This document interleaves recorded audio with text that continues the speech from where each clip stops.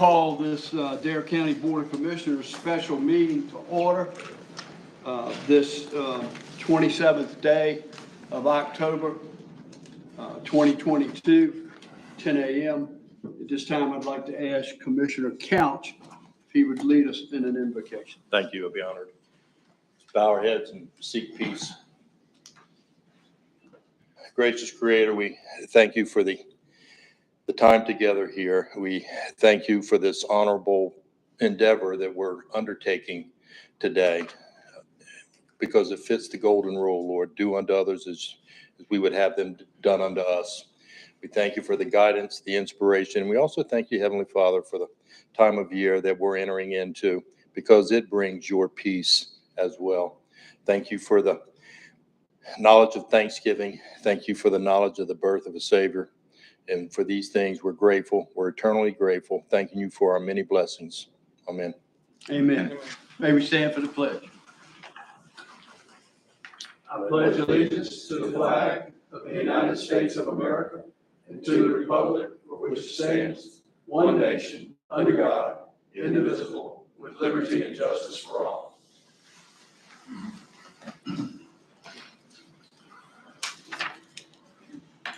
Before we get started, I turn it over to the county manager.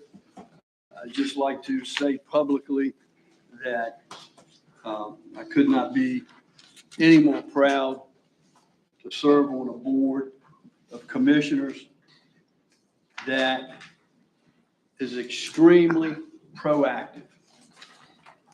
In my years of service on this board and serving with you gentlemen, we have not been reactive. We have always been out front with every single thing that we do in this county, from the services that we provide for the education of our children. It's just incredible that I serve on a board of commissioners with the caliber of you individuals, knowing that every single thing that we do is done for the betterment of our citizens in Dare County. And this is a perfect example, not only for our citizens and our employees who work for the county, but live in this county. And this is another perfect example of what we're about to look at today, to be proactive and move quickly from several years back when we initially did this. Our goal was to eliminate compression. That's huge. And we have put us on the pathway to do that. And we've looked at this, and we've requested this study to be done. And I can't thank these folks at Evergreen Solutions with what they've been able to do with, and Mr. Rob Williams and his team, along with our staff and our county manager and our human resources. This once again is being proactive and not reactive. And I can't thank you gentlemen enough for what you do for this county. With that being said, County Manager. Yes, sir, Mr. Chairman. Just a little context. As you know, I don't know how a year or so ago, we began having these discussions about the problems we were having in the labor market, and you all directed us to get this salary study done. Over that period of time, Evergreen Solutions has been working on that. They've been talking with our staff, and they're going to take you through their processes in just a minute. But we're at a point now where we have this salary study that hopefully will bring us to market, will solve some of our compression issues, solve some of our salary issues. And as they take it through, this is your opportunity to ask questions. I'd sent this to you all a few days ago when we got it, so to give you an opportunity to look at it so that you could ask questions. We may, or I don't know what your pleasure is going to be when we complete this.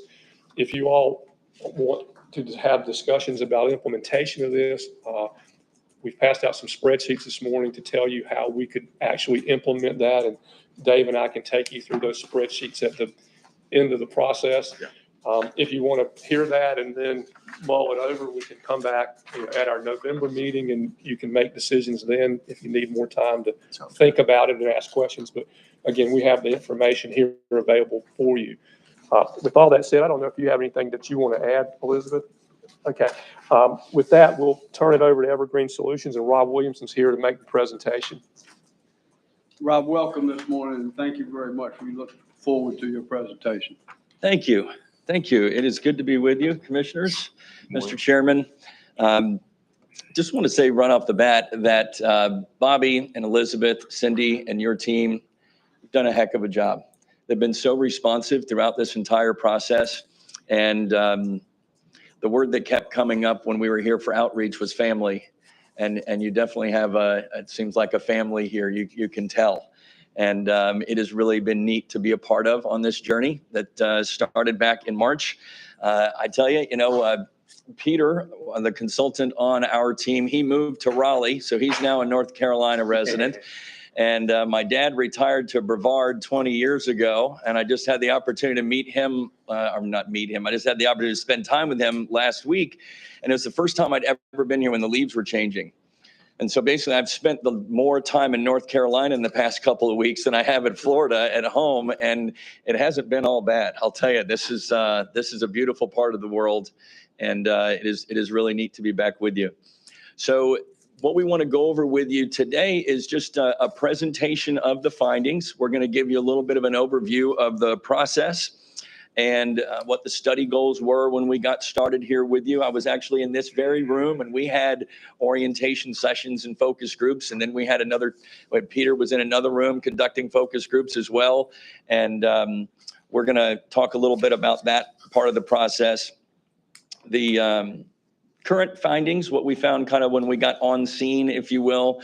We're going to talk a little bit about the market results, because I know that that's vitally important to you, especially when we're talking about one of the most hyper-competitive labor markets maybe in the history of this nation. And things are moving very quickly. And the uniqueness of your area means that your market is a challenge. And I know that representing an area that is this unique, you understand that better than anyone. That it is a challenge with the market results that we're going to have. We'll show you what that looks like. And then ultimately, we've got recommendations. You hired us to make recommendations to you. We've got some implementation options and the associated costs. Yes, sir.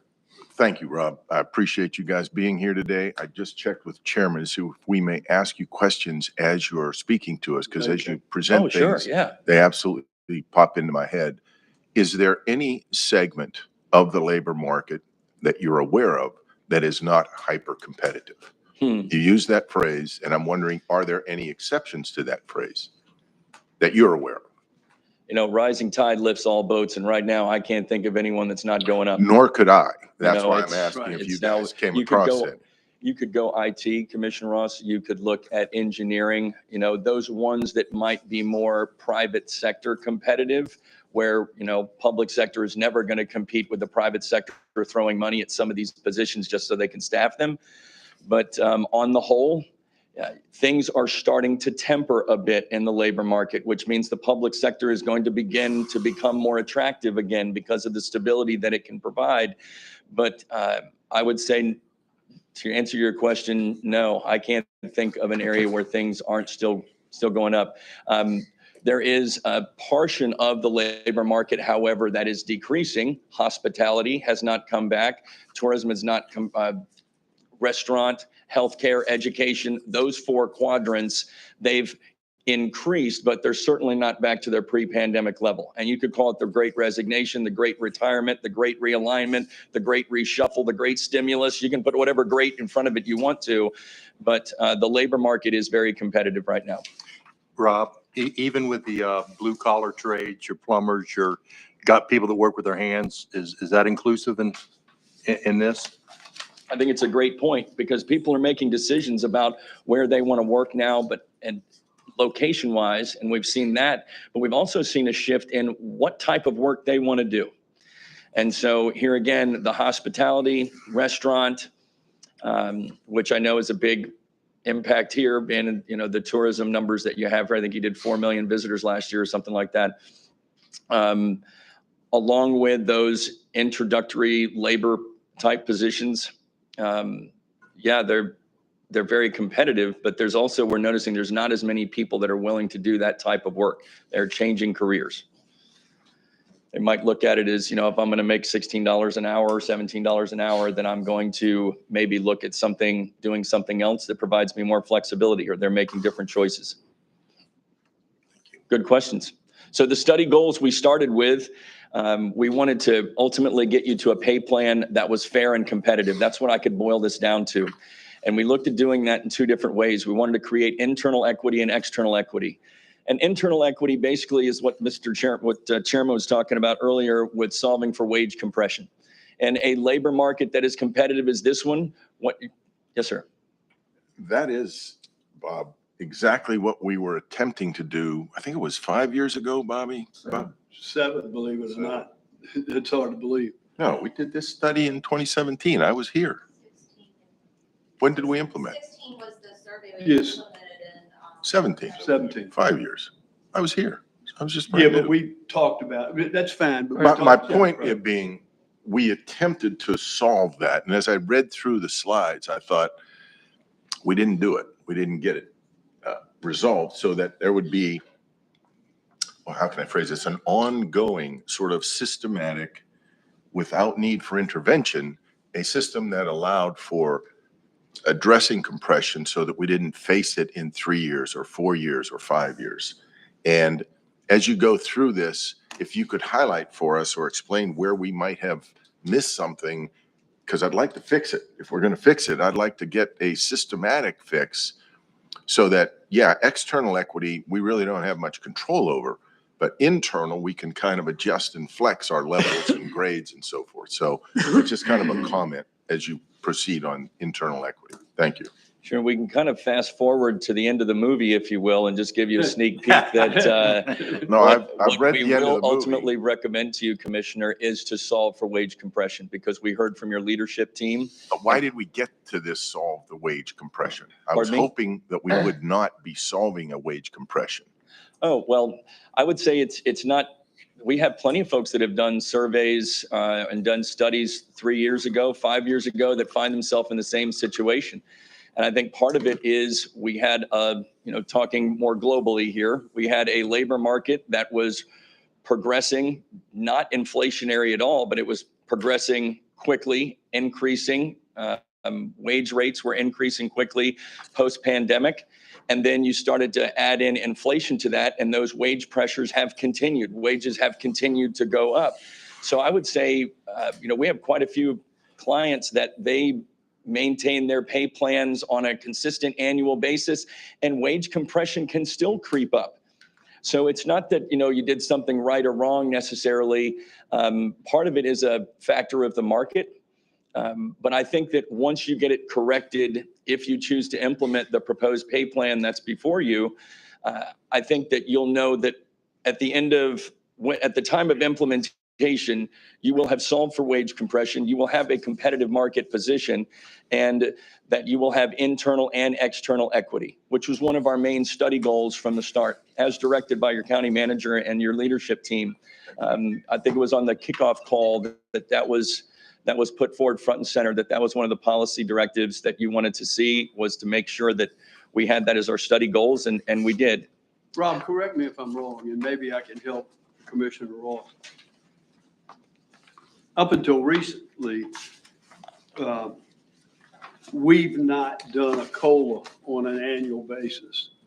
And I think we've had some conversation about moving forward after this last budget, that we would continue a COLA annually rather than skipping a couple of years and stuff. And by doing so, I may be wrong, correct me, but I feel like that is adding to, by not doing that annually, would add to a compression issue. Is that a fair statement to make?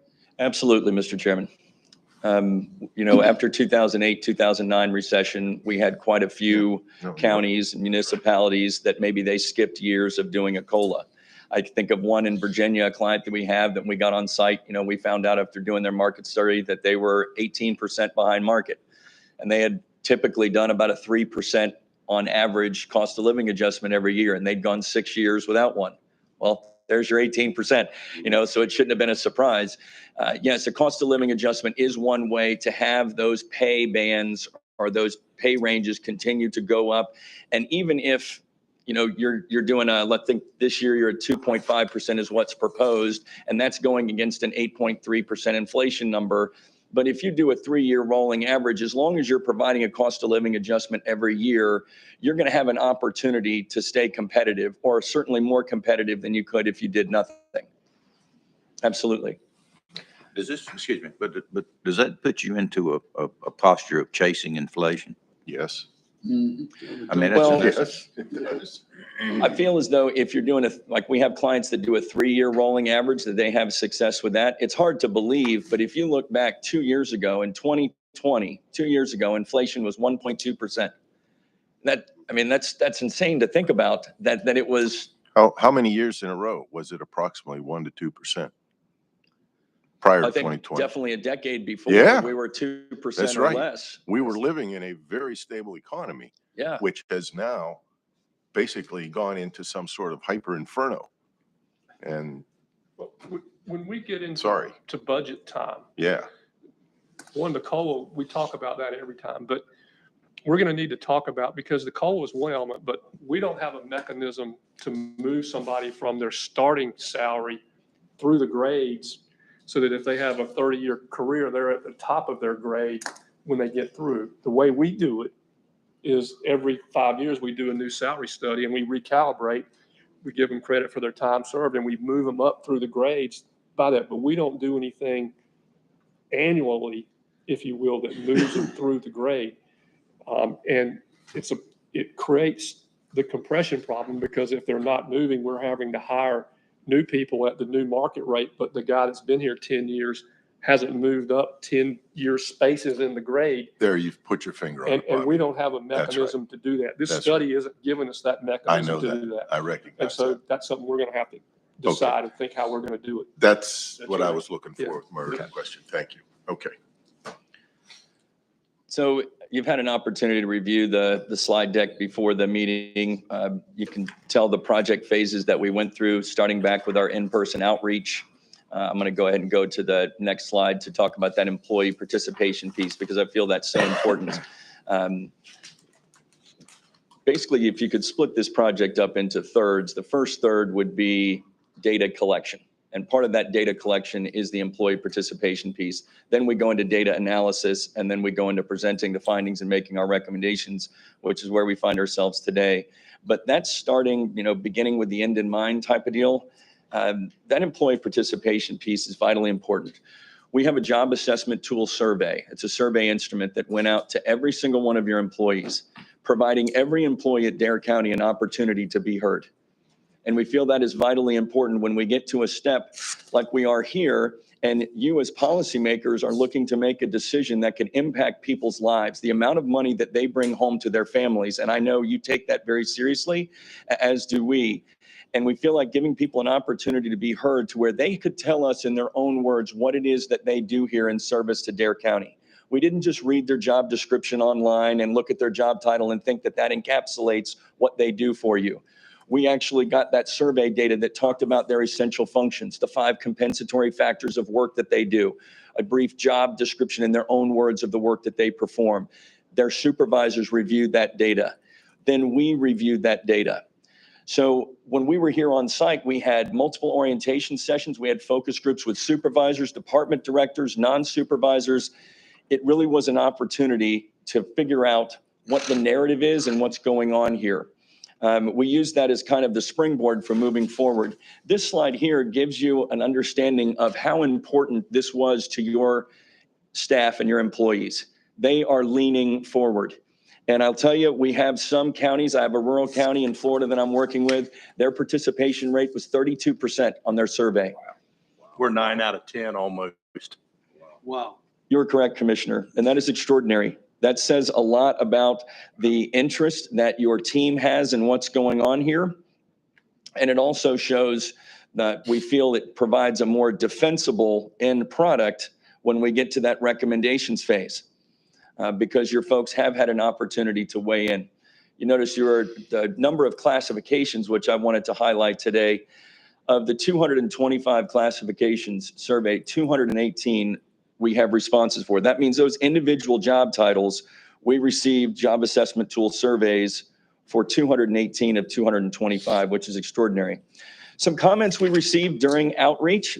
This is, not empirical data, all right? This is a narrative. It is perceptual in nature, but it should be no surprise that folks viewed benefits, as is often the case in the public sector, as one of the main reasons for beginning employment and remaining the county.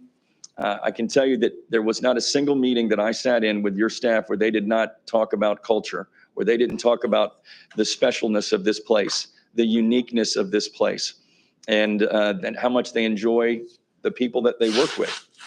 And I think that is very unique. And it says a lot about the family dynamic that you have here, and quite frankly, your leadership team, because Rob, it starts there. You said it was very unique. You guys do this stuff for a living. Yep. Would you say the positive responses in this category, I think I'm leading you to an answer here, was a bit of an outlier versus other organizations or cultures that you have reviewed, or were we kind of well above the average? I'm kind of searching for, because I think we're doing a pretty decent job, and your opinion or feedback would be helpful on this. Yeah, Commissioner, I wouldn't classify it as an outlier, and what I'm commenting on is more of the sense of community and family that employees commented on here. And yeah, I mean, I'm project manager in 8 different states right now with engagements, and some of them are pretty toxic. I was in one a couple of weeks ago. It's a pretty toxic situation. I think here employees by and large have respect for each other. They enjoy working for each other, and they also enjoy the location that they work. It's a sense I get, and it's actually very reassuring to hear a third party say, yeah. A lot of them talked about how rewarding it was to work for the community as well. Like, I kind of gave them a sense of giving back, which was important. Some of the concerns that they expressed, external equity.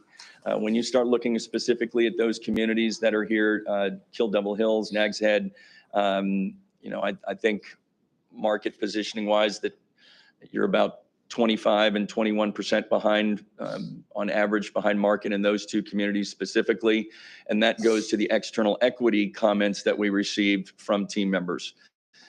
Internal equity, that wage compression issue that we were addressing before. Let's say that I've been working here for 6 years and I'm making $18 an hour, and then we have an open position, and to fill that open position, they might have to pay $17.50 to fill that same open position. And now you have someone that is making almost as much as the person that is a tenured employee. There's your wage compression.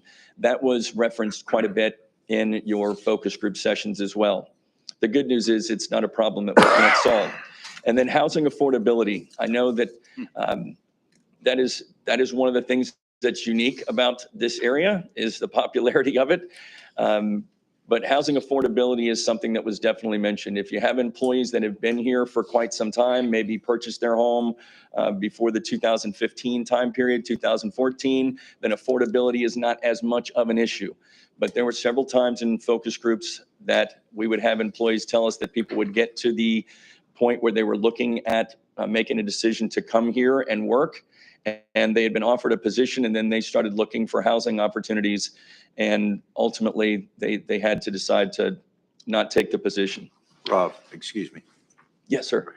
Just following up on the housing affordability issue concern. In your experience, of course, we're dealing with county employees. But in your experience, if you were doing the same sort of survey with the municipalities over on the beach, would you anticipate getting the same sort of response regarding housing? Yeah, I mean, this is a unique location. And so housing affordability is going to impact all up and down the coast. Absolutely.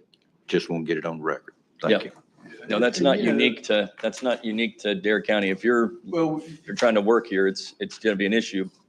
Thank you for pointing that out. I mean, just last night, I mean, we're not the only ones dealing with housing, fellows. Look at our neighbors north. Big article last night, main topic on the news in Norfolk was a housing affordability.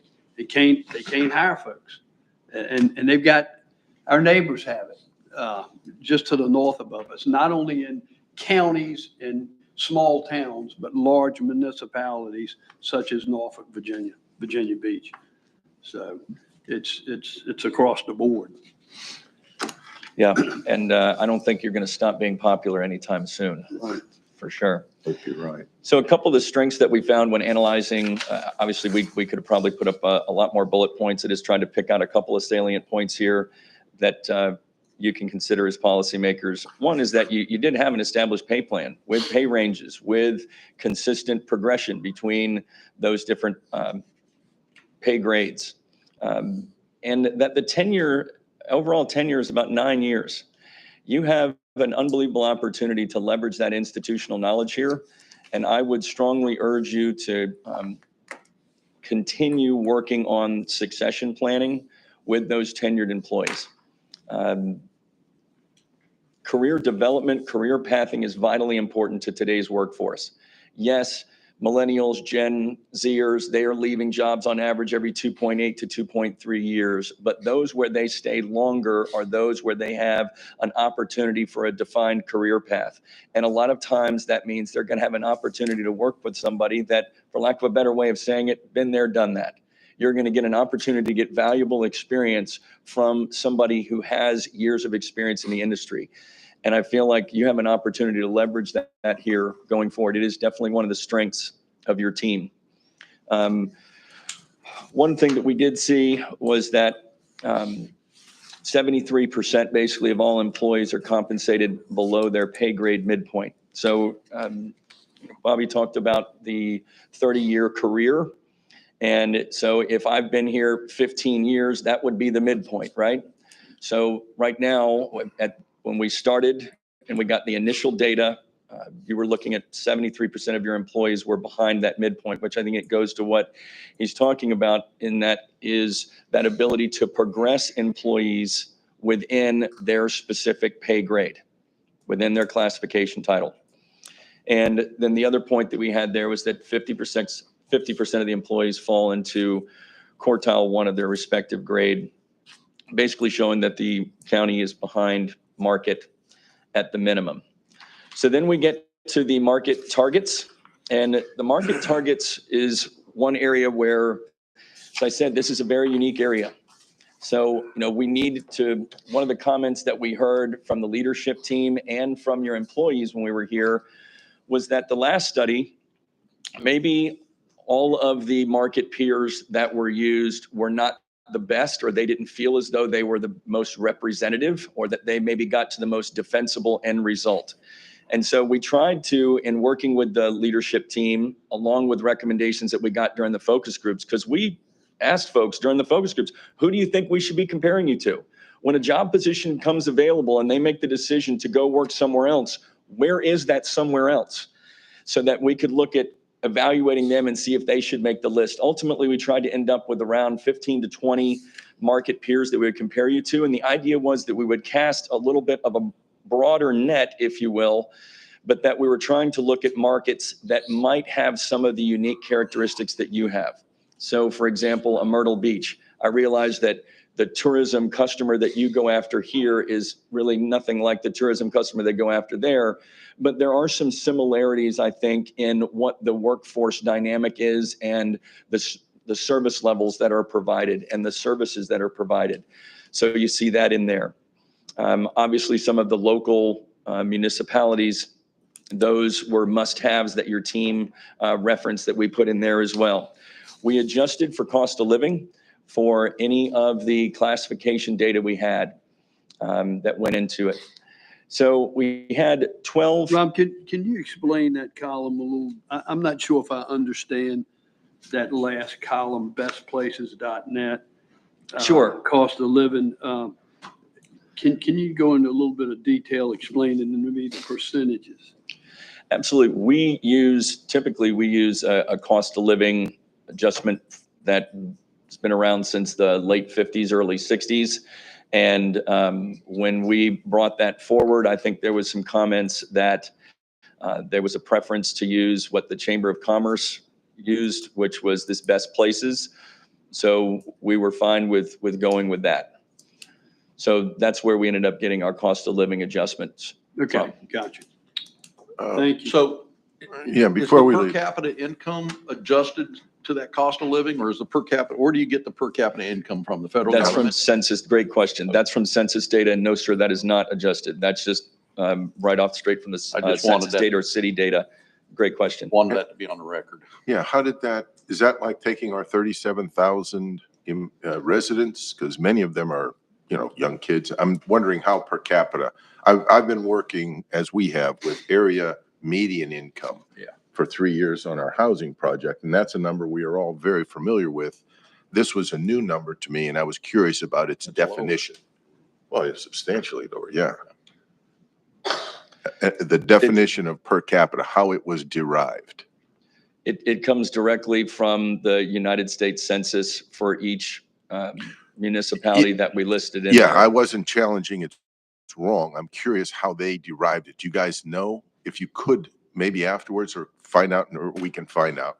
I'd like to know how that was calculated, I guess is what I'm asking. We And I'm can go to looking the at, census data. They tell you in the census report how it's calculated. You know, I think whenever we it's- filled up census things and sent those in, that's where the federal Yeah, government gets it from. I think they take the, but what did they, tell me exactly number how the of- calculation is made?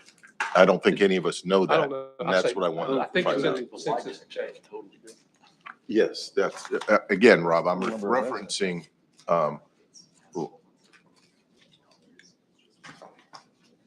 because Just again, get we've been working with clarification on that if you 64, wouldn't mind, 65 Mr. as AMI, against which we have measured and calculated all of our housing efforts.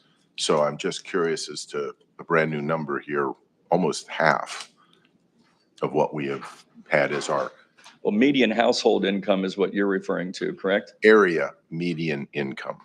The Okay. area as defined under low-income housing tax credit and the, I want to say it was the Novogradac scale. And it had roughly Dare County at 60, I'm going to say roughly $64,000 a year as a median income of family of 2 or 4. Yeah, that was The family census income. says the per capita income is the mean income computed for every man, woman, and child in a particular group, including those living in group quarters. It's derived by dividing the aggregate income of the group by the total population in that group, and it's rounded to the nearest whole dollar. So this would be individual people, not household. Right, this would be 37,000 people divided into the income, and I guess they would figure out income somehow. Yeah, it's the income used to determine the average per person income for an area and to evaluate the standard of living and quality of life of the population. Yeah, okay. So if you go with a household of 2 people working, you double that number and we're at where we're at for housing. A little higher, 72. Rob, just one Like other, the per capita, like what might be more familiar for you is like when you're looking at per capita tax numbers, that's, you know, what is the tax that each individual pays? So Yeah, again, I'm not disputing that it's incorrect. I'm simply going after the definition, because when we see numbers, and if we don't know what the specificity is of that number and its definition, it can lead us to incorrect conclusions. So thank you, Rob. Rob, just one other question in that same column, just in an explanation of those numbers, with Dare County being 109.3, what is that basically saying? if 100 is the base mark, Base mark. that you are, 9% above that. So it would be 9% more expensive, if you will. Gotcha. Yeah. Just, And obviously, you can tell that that's another thing that factors into the uniqueness, Commissioner, that you have here is the cost of living. It's, of any of the markets here, you're at the peak. as we say, it ain't cheap. Yeah. That's right. So moving on to the market peers, we had an overall list, but as sometimes the case, we don't have everyone respond. We'd like them to, but it doesn't always work out that way. But we did get 12 of the peers responded. As I said, we adjusted for cost of living, and that ended us with a very defensible, almost 7 matches per classification title.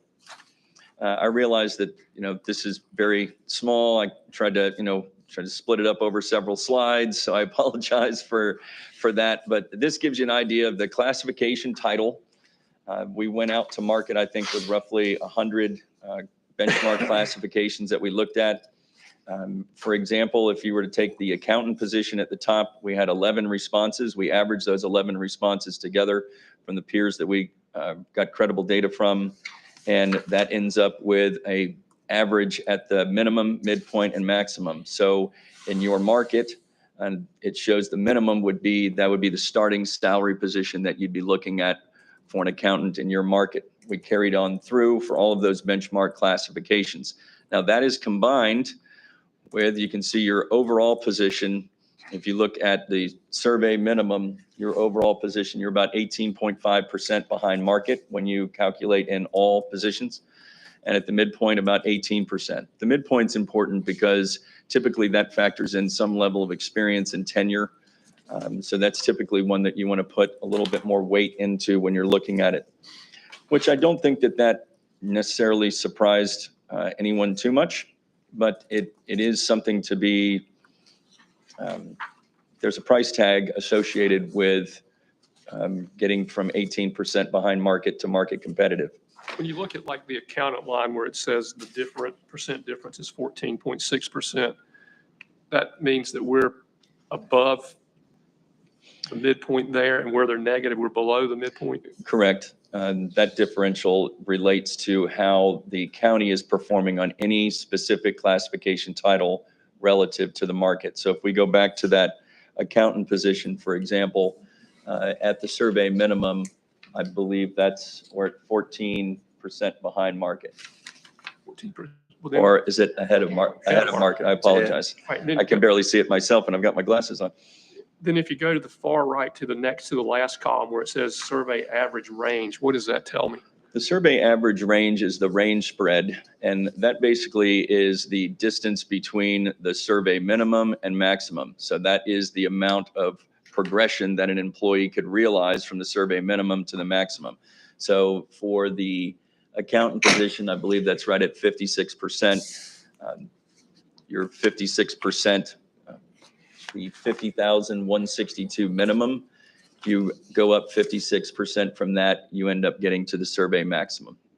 And is there a benchmark that tells you where you should be? I mean, typically we want to be between, it's a wide range, but 55 to 70% is a range spread that is comfortable. You want to provide folks enough opportunity to progress in their respective classification over a 30-year career, if we're assuming that someone would stay in the same job for a 30-year career.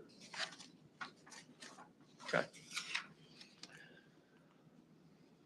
So we've listed a few of the positions there, keeping in mind that the plan that we're putting in front of you is based on individual classifications, not on individuals.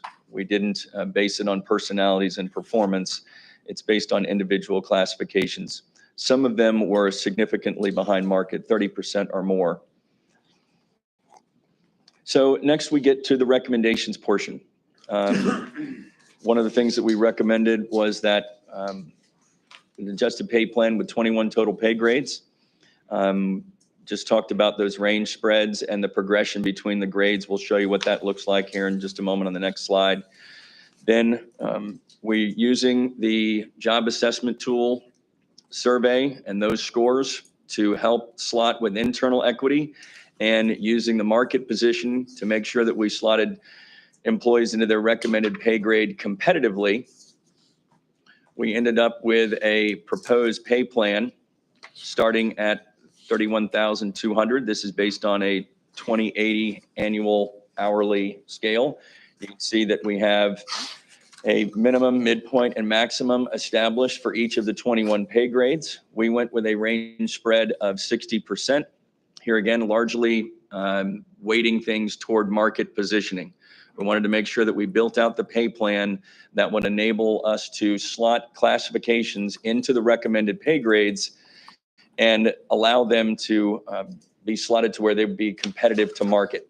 And then the midpoint progression that you see of 7%, that is the 7% is the difference between grades when you progress from grade 101 to 102, for example. At the midpoint, the 40,560, you go 7% from there, you get to the 43,399. It's a very simple, straightforward pay plan that is easy to follow.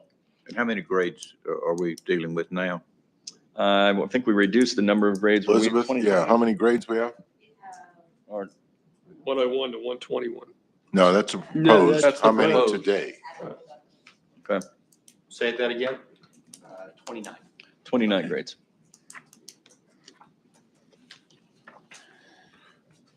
So what you have here, the implementation options, first thing that we put in there, bring to minimum. We don't think that that's going to meet expectations of what you want to do as being a, let's say, operating on a high level, public sector employer. I But the just bring want to to minimum interject. is, The county commissioner's grade is 6. You've got 101 to 121. I think we slot in at level 6. It's not on the page. Yeah, right. Yeah. Sorry. Yeah. Oh, yeah. we, Get that We down, gave you Mary a Helen, special my grade. 6. Very special. Going back to that family comment again, you can tell that it's a family. So the bring to minimum is included in the hybrid parity and compa ratio. It is not in addition to. So when we talk about, when I explain the hybrid parity to you in a moment, it's not, well, hybrid parity is 3.7 million, but to do hybrid parity and bring employees to the minimum in their pay grade, we're going to have to add 1.2. The 1.2 is included in the 3.7. Okay? Yeah, let's talk about that as Sure. you go through. This is, I think, very, very important for us to all understand. So if you kind of go just a little slow and explain each one of the 3, if you would. Absolutely. Thanks, Rob. So the bring to minimum would move an employee to the minimum of their respective pay grade. So if someone is currently behind the minimum, when we move them into their new recommended pay grade, we would make sure that we move them to the minimum of what the market would provide. So if we go back to the previous slide, you can see the minimum here. Let's say I'm making $14 an hour and I'm going to be in grade 101. Well, now to move that employee to the minimum in their pay grade of 101, it's $15 an hour. So we would, to bring to minimum, would just bring that employee to the minimum in their pay grade. Now, if someone is, let's say in that example, I'm making $16 an hour and I'm in pay grade 101, well, I'm already at the minimum. There would be no adjustment for me. Okay? So bring to minimum just brings an employee to the minimum of their respective pay grade. And yeah, go ahead. Yeah, let me ask, if in doing this, say we've got an employee now that's been with the county for, say, 2 years. Mhm. And we bring them to minimum, so they come up to the minimum because they're below that. Then the very next person we hire next week is going to be right at the minimum with That's them. coming next. Just No, that's a great question, and that's why we didn't recommend the bring to minimum. Right. Is exactly what you're bringing up. So it's a good Exactly. point. I just want to make sure I understood. Yeah, no. So I'm going to take them out of order here. I'm going to go with compa ratio next, which is at the bottom. And I'm going to tell you why we don't want to go with that one, but I put that in there for perspective. What compa ratio says is whatever an employee's relationship was to the midpoint, that would be maintained when we create the new system. So in other words, if I'm currently 5% behind the midpoint in my grade, that when we put that employee into the new recommended pay grade, that they would stay 5% behind the midpoint. That doesn't do anything for wage compression. So I don't think that's an option that is fiscally sustainable, and we certainly don't think it solves the particular issues that you are looking to solve. So that brings us to hybrid parity, which, Commissioner House, this is going to be of great interest to you because it solves for what you were just talking about. Hybrid parity gives employees full credit for the time that they have spent in their existing classification, in their existing job title. But it also gives them 50% credit for their overall organizational tenure, the remaining time that they've spent, regardless of what classification title or what job title they've been in. So in that example, let's say I've been working for the county for 16 years, okay? And 4 of those years, I have been in a supervisory role. I've been in my new role, right, for 4 years. So the hybrid parity says that we will give that employee 4 years, 100% credit for the 4 years that they've spent in their current job title. Then we have 16 years total, right? We subtract the 4 from the 16, we get 12, and they would get half credit for that. So we'd have the 4 years for time served in their existing classification. We'd add 6 years for the half of the overall tenure for the remaining time they've spent, and we would move that employee 10 years of the 30 in the overall tenure parity, if you will. So in a 30-year career, we would take that employee and we would slot them, moving them 10 years of the 30 years in their recommended pay grade.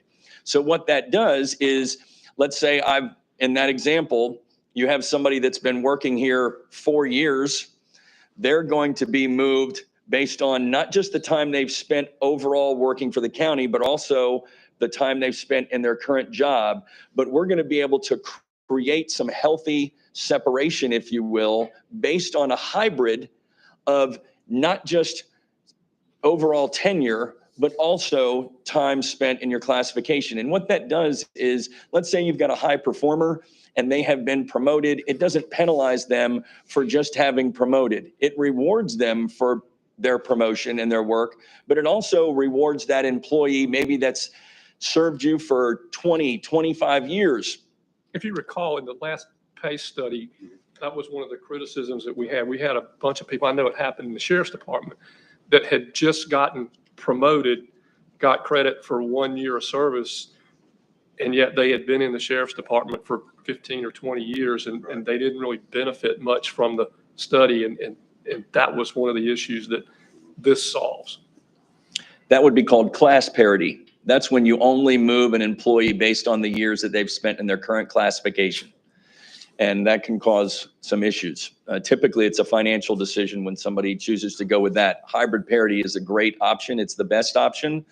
And it's certainly the one that we would recommend for you. And last time, if you recall, we had to go through the pay study to create the quality that we didn't get out of the study, and we didn't want to have to do that again, so. We also fixed those individuals that you're speaking of. We went through for the past 5 years from the salary study back to see anyone that had been promoted and if it would affect them. And if it affected them in the negative way, then we'd give them what it would have been if they didn't get the increase, if they were not. Because we had people that didn't want to promote. They wouldn't promote because they would get more staying where they were and getting 20 years of credit than promoting, getting their 5% increase and only getting 1 year of credit. So it really created some problems that Elizabeth and I had to go through manually and fix. Yeah. So. Is there any implication here or any inference to a performance or merit level? In other words, in all the organizations I've worked in, there's a bell curve. 10 to 15% are outstanding. Roughly 60 to 70% fall in the just below average to just above average. And there's typically somewhere in the 5 to 10% range that may not be performing at all. Is any of that under consideration? I'm looking at Elizabeth, not you, Rob. Any of that take into consideration when we go through this plan? For this current plan, Merit. no, that is not. We have a merit plan that is described like you just described, but it's not factored into this. It's outside of that. That is, Part two, Yeah, it's should it be? and when I told you in the budget, we needed to talk about how to move people Right. through the grade. That is a mechanism you can do it, but you have to adequately fund it so that it works. And ours isn't funded sufficiently that even with the bonus plan, you can move somebody through the grade. No, I understand, but let's theoretically, we adopt this, we're going to implement it. And John Doe is in that bottom 5 or 7% because frankly, they're a problem. Elizabeth's dealing with them all the time. Their boss is dealing with them. They would receive the same compensation adjustment on a peanut butter spread as the outstanding performer who is just a gem that we would value very highly.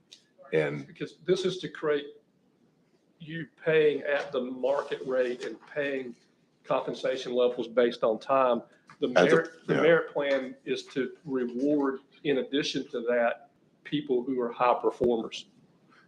right, You are correct. If a low performer if an individual has been here for 12 years and they are a low performer, they will still, and they are below market, they will still get an increase and be where the high performer is. Okay, that's what I thought. That's what I thought. Okay.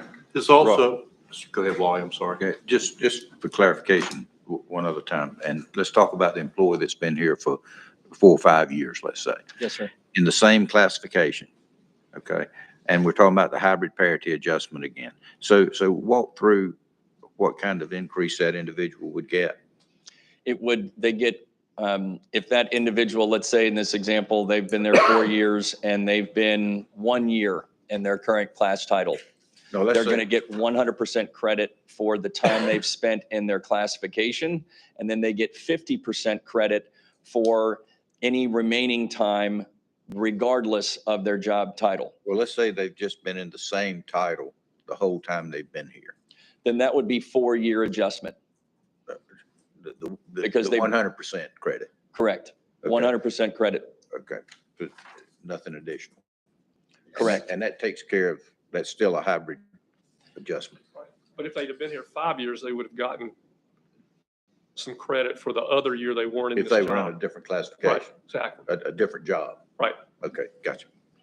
And going back to what was just discussed on how to maintain the system, you bring up a vitally important point. I mean, that is the next step in the process is once you reset the clock, as you will, like Bobby was talking about last time, you kind of reset the clock. And right now your your strategy is that you're going to reset every 3 to 5 years when you have a salary study. If you want to move away from that, then maintaining the system with a combination of COLA and performance evaluation based merit is going to be the secret sauce there. Absolutely. Otherwise, you're going to end up right back. I mean, it might be more targeted. You know, your wage compression might crop up in those highly competitive areas, but bottom line, it's pretty much impossible for it not to crop up if you just do a COLA. Did you have a question, Commissioner? Well, just entry level people, I think this is even has some attractiveness to them too. We're going to be a little bit, we're going to be doing better than we have in the past, which improves our competitive leverage. Commissioner, this is a game changer for the county. It addresses what employees' concerns are. It tackles 2 main issues. One, it immediately eliminates wage compression that you have throughout the county, and it immediately makes you market competitive. That is an absolute game changer when you're looking to try to recruit and retain into an area that's this unique. Absolutely. And it doesn't solve all your problems, you know, and a pay plan is a living, breathing, dynamic thing. You know, people are getting hired and moving in and out every day, but it absolutely puts you in an unbelievably strong position the day you decide to implement. So Rob, as we start dealing going forward, let's say we've got this plan in place, we've made the adjustment, we've chosen hybrid parity, and we're moving forward on the basis of the suggestion. And we're going to deal with COLAs, as you suggest, henceforth, to try to keep us up to speed, let's say, keep us where we need to be. And this is getting back to the inflation question. With the extremely high inflations that are kind of folks are projecting, what is that doing regarding the COLAs? Where do you anticipate COLAs going year over year? I believe you have to be fiscally sustainable. And you know, we have clients that, you know, I have one in the metro Atlanta area that their board approved an 11.5% COLA. And quite frankly, I don't understand how they're going to be able to afford to pay for that in 24 months time. And that was a recommendation that I brought to them. So I feel like any decision that you make has to be done with fiscal sustainability in mind. And, you know, it is cyclical. And so, yes, inflation is extraordinary right now. And, you know, we talked about rates going up. We talked about how inflation was at 1.2 and, you know, now it's at 8.3. That's extraordinary. But if fiscal sustainability doesn't equal what the COLA in that case should be, let's say fiscal, just round numbers, let's say you recommended 10%. But fiscal sustainability is 6%, then you're behind 4% all of a sudden. And am I reading that right? Right. But not as far. And that's only a 1 year, you know, backward looking number. What I would say is, you know, if inflation right now is 8.3%, I certainly wouldn't stand before this board and recommend that you do an 8.3% COLA and that you would be matching. I wouldn't say that. What I would say is that over time, a cost of living adjustment allows you the best opportunity to not fall too far behind market, especially if you're doing a 3-year rolling average. Probably just as important, Commissioner, is what you do to progress people within their range. And that can be done with, what we would recommend is you're looking at a 3.5% for merit for each year, because over the course of a 30-year career, if you look at that 3.5%, somebody's going to progress from that minimum to the maximum of their salary. And that performance review would allow somebody to only get a maximum of a 3.5% increase. And that's how you could start rewarding and having accountability for those high performers and low performers. If somebody is a low performer and they are not getting the job done and you need to put them on a performance improvement plan, well, maybe they only get a 0.5% or a 1% increase. You have a high performer that's getting the job done and is performing at a high level, delivering services to your citizens. They may be at the 3%. And yeah, that's going to start creating a gap if both of those employees are in the same job title. And that's exactly what should happen. You have a high performer should be getting paid more than that chronic poor performer, to where hopefully you're moving them up or out, right? And so that gives you an opportunity that when you do the next study in 3 to 5 years, that the adjustments aren't as large, is the last thing I would say. Because of what you talk about. If inflation, God forbid, stays 8% for another year and we go back to 1978, we go back to that time period, that would be very scary. But if we needed to have an adjustment through the result of another salary study, it wouldn't be an 18.5% adjustment that we're looking at now. Gotcha. Rob, a couple of things. I realize that this average adjustment of 67.90 is on 555 employees, and I understand that that's an average adjustment.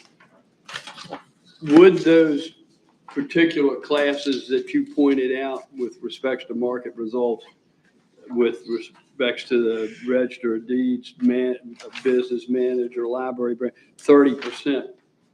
I understand the average is 67. Those specific positions that you pointed out that were 30% behind market, are they going to get more than that average?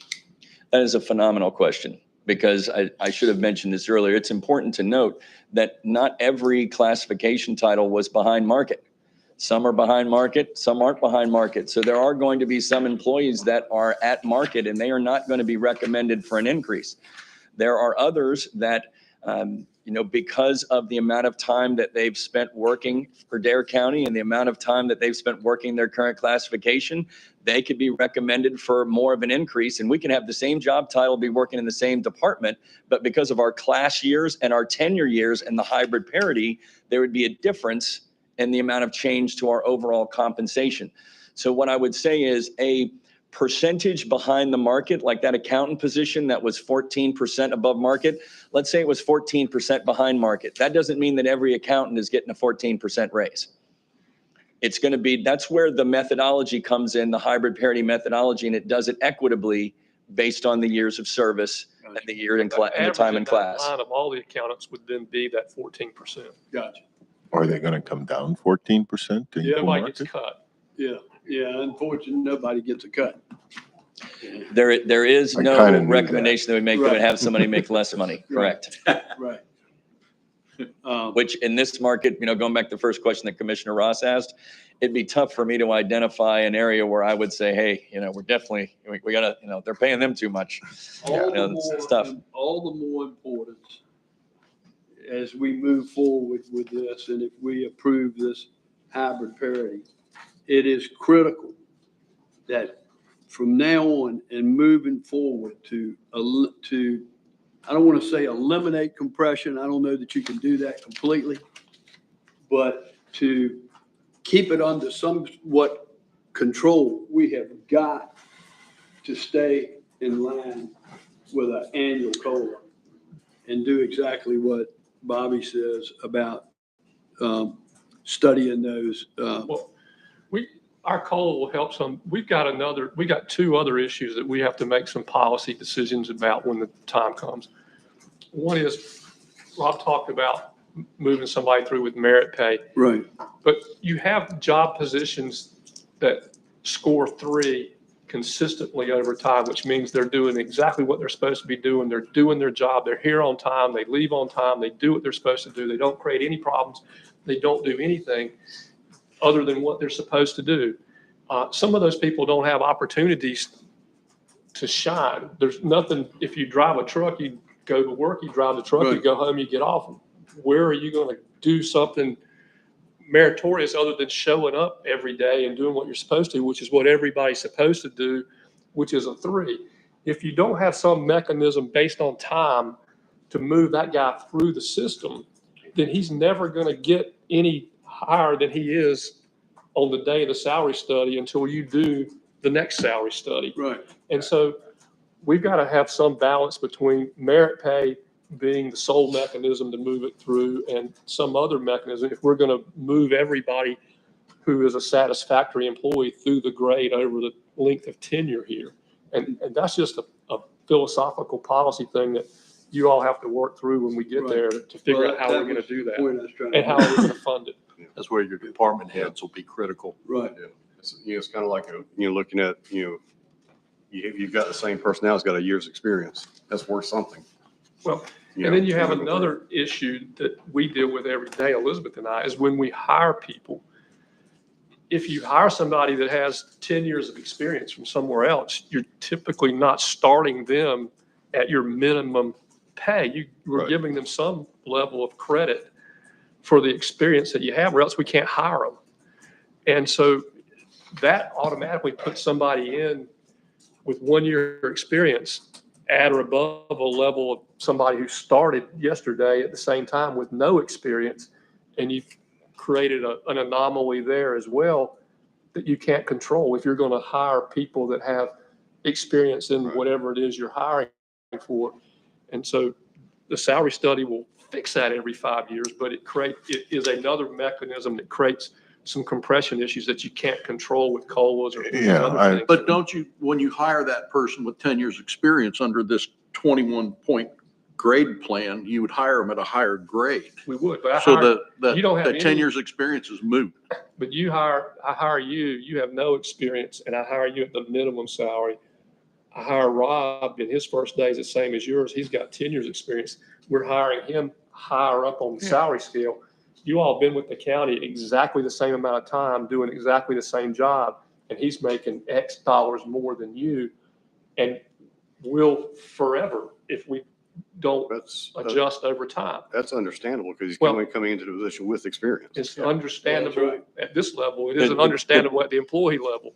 Yeah, the pay plan does not contemplate experience when you slot people into the new pay Yeah, plan. So if you have guys. a new hire, that is, as you say, that's a policy decision. How Right. do you Yeah. want to have policy direct staff as to how you would want to slots people competitively? So if you had an open position and that accountant was a 106 pay grade, then when you hire somebody in, your policy is going to be one of two ways. If you're not going to value outside experience and slot them according to the experience that they bring in, then you'd probably be slotting them at the minimum. That's impossible. That's Their pay grade. That's Right. nonsensical. Yeah.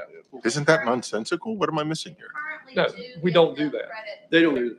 Years of experience. That's why I said it's Yeah. nonsensical. Yeah. We don't do But it. the only point I had in bringing that up is we were talking about ways that create compression that aren't controllable, and that's one of them. And so when you do that. Yeah, that's a fact of life. I mean, I understand, but it's going to happen. Not everybody is equal.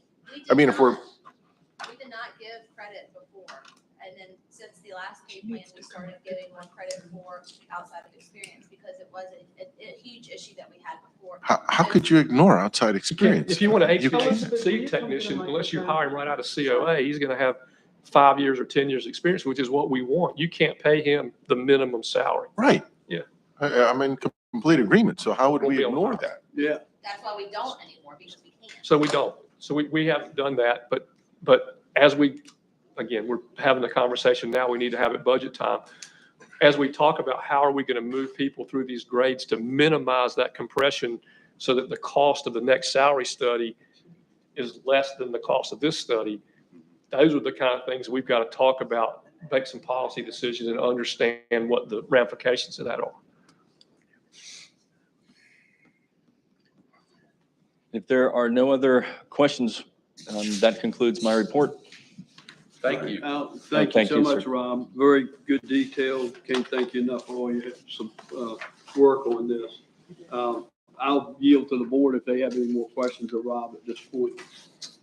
If not, I'll ask the county manager to give us some direction and what he's looking for and what time frame. So a couple of things. One is. Thank you. Thank you, Rob. Thank you, Rob. Yeah, thanks, Rob. Evergreen has recommended the hybrid pay model. And that is also the recommendation of Elizabeth and my recommendation as well. It seems to hit all the bases for the issues we're trying to resolve. And it sort of the middle ground in affordability as well. So that was what we recommended. We think that does the best for what we're trying to get at. And so the first decision you have to make is that the model that you all want to use as we go forward? Assuming you decided that that was the model to go, then the next question is, how do we implement it? As you remember, the last time we did this, we implemented over 2 years. We paid half of it in the first fiscal year, and we paid the other half in the second fiscal year. Before you are some spreadsheets that Dave gave. One of them has a blue budgeted in fiscal year 2023 up at the top, the smaller of the two sheets. That's really sort of an implementation plan. If we wanted to do this going forward, and we wanted to do it all at one time, is what this contemplates. If you look down your left side, you see general C&D sanitation. Those are the various funds that would fund salaries for those particular departments. General funds everything that's not one of the ones listed below general. What is DCAA? Airport. And that's 10/94? That's the fund number. 10/94. On our budget sheet, David calls it the 1094 fund. The general fund's the 10 fund. Of course. The C&D is Okay. the 20 fund. Okay, all right, So okay. that's what that is. All right. Thank So God we if got you- that information. Let's just use the top line. Let's use the general fund because that's really the one that impacts us the most. If you look across, you see that the hybrid cost of that is 3.521671. That is the cost of the hybrid cost. That's with benefits, right, Dave? So that's what would, if we would. In the first three numbers, Bobby, 501,060, 501,070, what is that?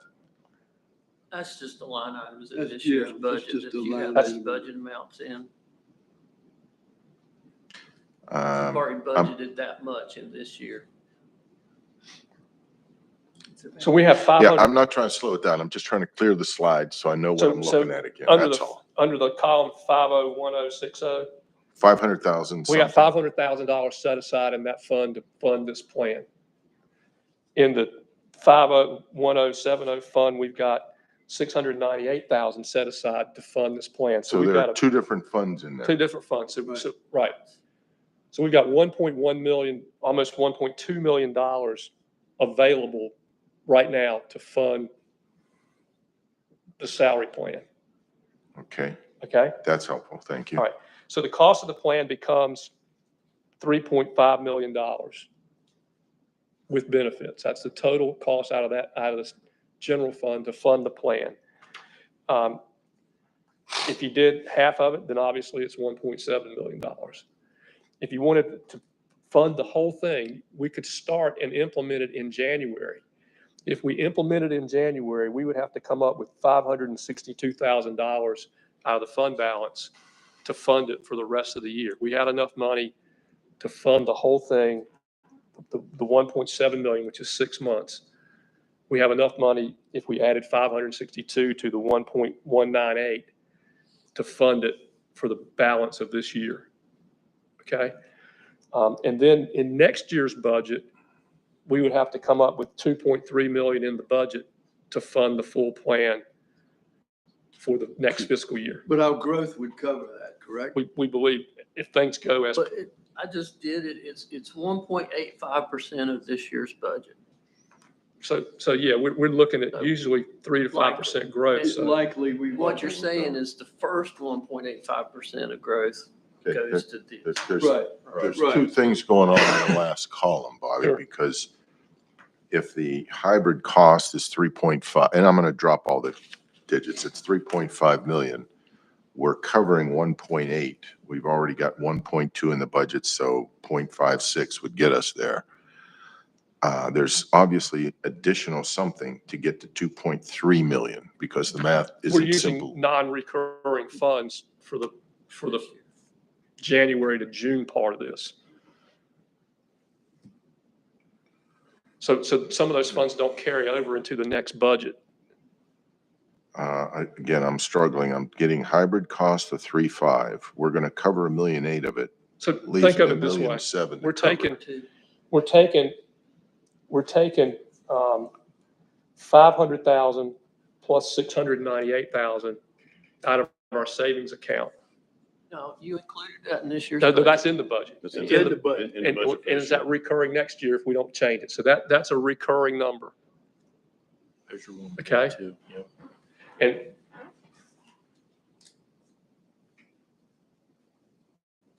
You guys following me or am I out here on limb? I'm myself? not sure I'm following you. I'm You've following got what he's- 1.2 million in this year's budget set aside to cover this. Next year, you're gonna need the 3.5, so the 2.3 is just the difference between those two numbers. There you go. Yeah. There you go. So I have 1.2 in this year's budget, That's recurring. right? And I need to cover 3.5. And a half-year hybrid cost, the half year being January through June. June, Okay, so that's June. Once again, guys, there's a lot going on. I'm just trying to make sure I I can understand. read the slide. That's all. That means that when we come to the following year, there's the 2.3 to add to our quote ongoing automatic budget of 1.2 that's in there. Right.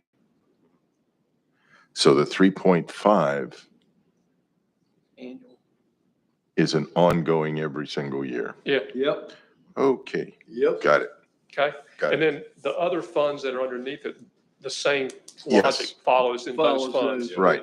And the water fund is the biggest. I The mean, water I'm not fund is- chasing $6,000 here, And I guys. itself. I wanted to mention that one. Yeah, that's 3% of the water fund revenue.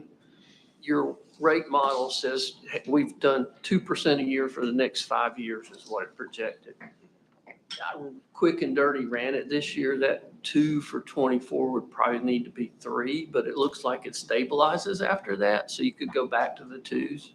So it's an issue there, but not an unsolvable one.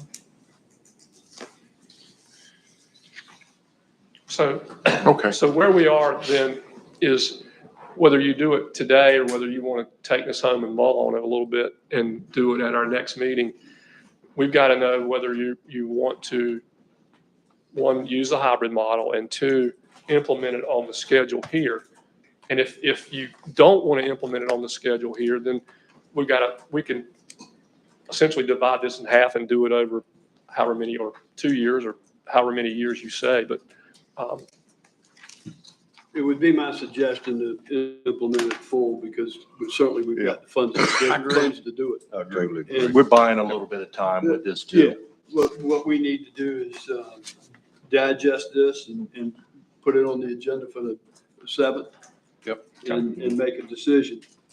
But with that said, I don't want us to hesitate in moving forward with the second portion of this and doing some, I don't know if you seek Rob's help to do that, if you do that internally, but I don't want to procrastinate on that second piece. So in our budget workshops, my suggestion would be that we tackle that. And at that time, Elizabeth can talk to us about various mechanisms to move us through the scale. Dave can cost those out. We'll be able to then compare them with the other needs, because there's going to be some things that we can't avoid in the budget, like, our software costs going up, our maintenance plans going up, things that are just going to go up in the budget that we've got to fund, as opposed to what we could postpone. And we have to balance that and the revenues available with the cost of whatever it is we're going to do to try to move people through the scale. And that's just going to take us a while for us to work through that stuff. Right. Yeah, I had two request on granularity on this as opposed to, I mean, I'm not opposing the plan, but I'm looking at Elizabeth again. I'd like to make sure if there's any one individual that is to be adjusted by, and I'm going to use X percent to be determined, because if there's somebody in here that's going to get a 38% one-time increase, I'd like to know who that is. I don't need the name. I just want to know how many, because I've got this. I can tell you, we can, they've got a, when we decide where we're going, we can run the spreadsheet and I can tell you that. And number two, I'd like to, I know you told me performance is irrelevant. So individual A may be getting a 32% increase and they show up half the time and they've been a behavior problem, but we're giving them a 30% increase anyway. Right? That's right. That could happen. Somehow I'm disconnecting, but okay. Yep. This is not, It's this not a is, this performance, does I know. not take the I get name that. into account. I get Yeah, that. this took positions. Well, and conversely, it doesn't take the person who excels at it, in account Right. either. But I would just, Yeah. to your position, your question, Rob, I mean, at some level, if you have a person in your organization who's not making market wage, whether he's a poor performer or a good performer, he should be making market wage. If he's a poor performer, you should get rid of him. You shouldn't. Yeah, keep- but we keep- know that, but that I'm- is as rare but- as, That's right. let's That's be right. honest here. That's right. That doesn't, I've come from organizations where that happens fairly quickly, fairly regularly. But I know that government is a different kind of thing. Okay. Okay. So if you're going to wait, and which I hear you are, we'll put this on that next agenda, and there's really no decision Right. for you to Right. make today. You just have Yeah, to, that's fine. Right. That's fine. if you have questions, ask. And then, we're around. If you have questions that come up as you study through this, let me know. And if I can't answer them, either Elizabeth or Dave can. I would, Yeah, this is, go ahead. Go ahead, Dave. I'd kind of like to put this in the optics that we're making an investment in our employees. We've been wrestling with some morale. I get asked about this in my district, but I see it as, if we're going to be dealing with 3.5 in our budget every year, that I see it as an investment here. If this is going to solve a lot of our problems, if this is going to inspire more performance, I would just prefer to look at it in terms of an investment. It won't. I know. It won't. It's not going to inspire performance, Danny. Yeah. I mean, it may be appropriate from a market position and a market rate, but I would contend it will not inspire performance. And the purpose isn't to inspire performance. The purpose was That's my point. to make it possible for us to hire and retain Yeah, the people that I we have. understand. I'm not arguing with you, Bobby. I Well, that's the understand. important thing. Yeah. You retain and hire. Performance evaluations is a day for another topic that we need to possibly address, Commissioner Ross, to maybe I know. put some of that And we- concern as I very well have the same. And we have To a bid. performance plan in place, and we just finished doing, we're completing that as we speak. And people will get their bonuses now, and they'll be on a bell curve similar to what you described, Commissioner Ross. Yeah. But we funded it such a low level, it doesn't do much to move somebody through the plan as you suggested either. And so if that's what we're going to use, we've got to change the funding formula. I'm still migrating on my journey from old days to new days, so thank you for that. All right, anyone else? Once again, Rob Williamson, thank you so much for Evergreen Solutions LLC and the job you do for us. It's very, very much appreciated. You have anything else you'd like to add, to address the board with? Just want to say how grateful we were for the opportunity to work with you. And we hope that if you need any services in the future, that you'll think of us again. Really enjoyed it. Just to give us an excuse to come back here would not be a bad thing. Absolutely. Thank you. Thank you so Rob. much. Thank Well, you. thank you, Appreciate Peter it. and Elizabeth as well. I mean, just as a team effort, Evergreen team effort, we're your de facto team members. I will ask, oh, excuse me, Rob. I will ask the board if there's anything else, anyone else would like to bring up at this time. Yes, I do. You can read it. Go ahead. We have a Commissioner. resolution that I'd like to. This is concerning Morgan Inlet. It says, whereas the U.S. Army Corps of Engineers has obtained an emergency authorization to dredge the alternate channel west of the Bass Knight Bridge, whereas significant funding and effort has been dedicated to opening this channel by both the Corps and Dare County over recent months, whereas increased shoaling has led to unsafe conditions, especially for those mariners who are unfamiliar with the inlet, and channel depths prevent commercial vessels from accessing the inlet, causing seafood catch to be taken out of state or to other ports. And whereas the U.S. Army Corps of Engineers performed 11 vibrocore samples in the alternate channel and found one sample with less than 90% sand. And whereas the U.S. Army Corps of Engineers has informed Dare County that due to the content of that sample, dredging cannot be performed in a section of the alternate channel, which has a controlling depth of 5 feet and a width of 40 feet. Whereas the prohibition of dredging this section of the alternate channel will cause the channel to close and prevent any dredging west of the bridge, which will bring significant economic impact to Dare County. And whereas the Corps has previously used hopper dredges to perform emergency dredging to dredge material with less than 90% sand and place material west of the bridge in Oregon Inlet, therefore be it resolved that the Dare County Board of Commissioners formally requests that emergency authorization be granted to allow for the continued dredging of the entire alternate channel. This is the 27th day of October, 2022. Move to approve. Motion on the floor by the vice chairman to approve as presented. It's been seconded by Commissioner House. Any further discussion? Commissioner Ross? I'm not familiar with this. This sounds like a very big deal. Can I get Okay. just a Yeah, sure. background? I'll 'Cause give you background on it. The alternate channel, we got where we could actually start really dredging Right, on the right. southern end of it. And the Corps had taken vibrocore samples at 11 different locations throughout the channel. One of the vibrocore samples had an estimated 50% silt, 50% sand. Yes. So they're worried about the turbidity of the dump of the water in the dump area. So Turbidity of the water in the dump area. when you dump, Clarity when the when you sand dump stirs the up. silt in, the water gets cloudy with Yep. silt. Yep. So the permit was pulled by, actually, the headquarters in Atlanta. Now, was the Miss Katie going to do this And dredging? Miss Katie was doing it. Was doing. They called it, So, That- so they, made it stop. yeah, Made they it made stop. it stop. Made it So. This is the background I didn't Yeah, have, guys. This is all we've been in I'm trying- conversations with the Corps. We had an extensive conversation with them yesterday.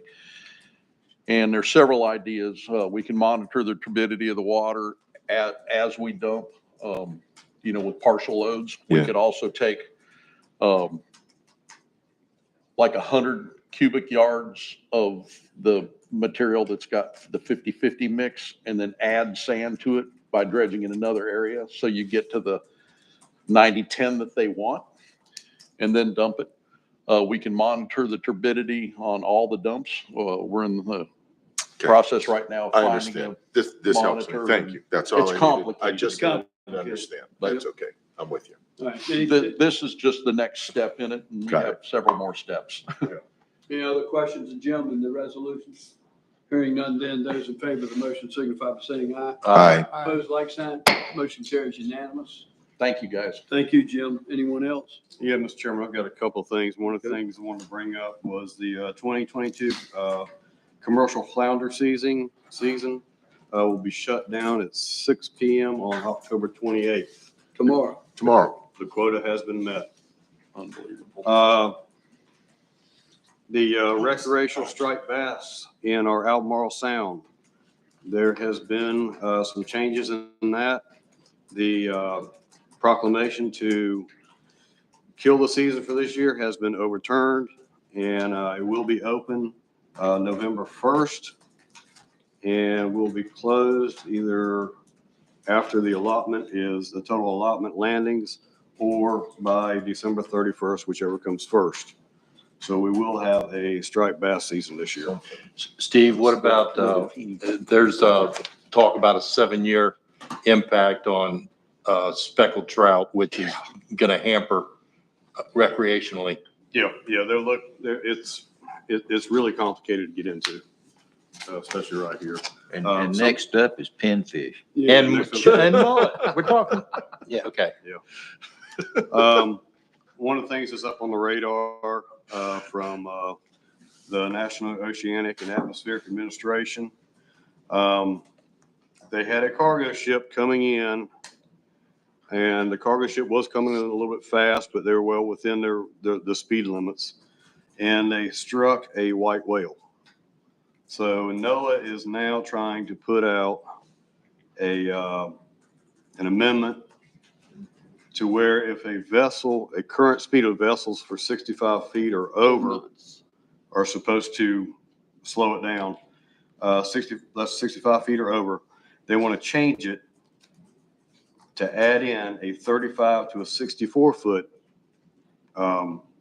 vessel, slows it down to 10 knots in a 20 nautical mile restriction of the shore. You try to tell our commercial, I mean, not our commercial, but our charter boats that this would fall under to try to come in Oregon Inlet in less than 10 knots. It'd triple their time. That's a safety issue. It's a It triples safety their issue and it triples their time getting out. Yeah. Several members of the Senate, U.S. Senate, several members of our Congress have written letters in opposing to it. The only reason why I bring this up because we have an opportunity now to put out a resolution or at least a letter stating our opposition to this, if y'all so desire, to add to that for this particular thing that is just unreal. What's to the me. closing date on that? And response? that's what I was getting at. The closing date for this is October 31st. All right, so can you prepare something to present to us at our next meeting? No, our next meeting will be after the public. I mean, the 31st, I'm sorry. Yeah, No. I'm sorry, 31st of this month. this, oh, well, heck. That's, Chairman, that's Monday. Cheryl said she has a letter that she got a copy of from Yeah. somebody. Yes. Yeah, that's the letter here from the North Carolina Watermen's United. We can mirror that Yeah, letter. Can we and mirror have that? it for the Because chairman's signature. it lines out all the points and all the safety features as well. Yeah, I mean, it's, Yeah, absolutely. how many such collision incidents have there been in our waters in the It only last? takes No. one for, There was one whale strike. It was not in North Carolina Right, waters. wasn't it? Yeah, so this is kind of like we had